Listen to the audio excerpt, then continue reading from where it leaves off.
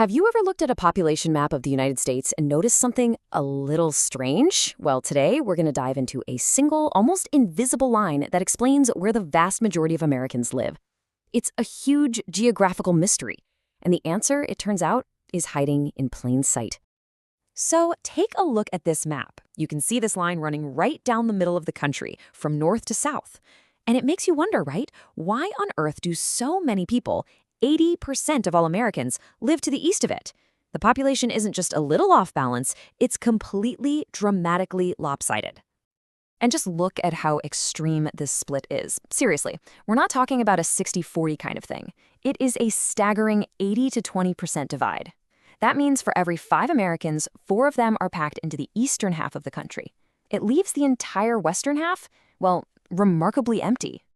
But get this, the story gets even more wild when we zoom in on that western 20%, because it turns out even that small slice of the population isn't spread out evenly at all. Nope, it's also clustered in one very specific area. So, of that small group of people out west, more than half of them are huddled right up against the Pacific coast. We're talking California, Oregon, and Washington. That little strip of land accounts for 11% of the total U.S. population all by itself. So let that sink in for a minute.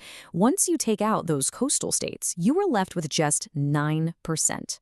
9% of the entire American population is spread across this absolutely massive territory that makes up about half of the country's mainland. And to really wrap your head around this, try this comparison on for size. The total number of people in that huge interior west is roughly the same as the population of New York City. Just one city. Can you imagine taking everyone from New York and just scattering them across a dozen states? That's how empty we're talking about here. So what in the world is going on? What kind of powerful force could possibly create a divide that's so stark? Well, it turns out our primary suspect isn't a person or a policy. It's a massive geographical feature that's been shaping the continent for millions of years. The answer is literally written on the land itself.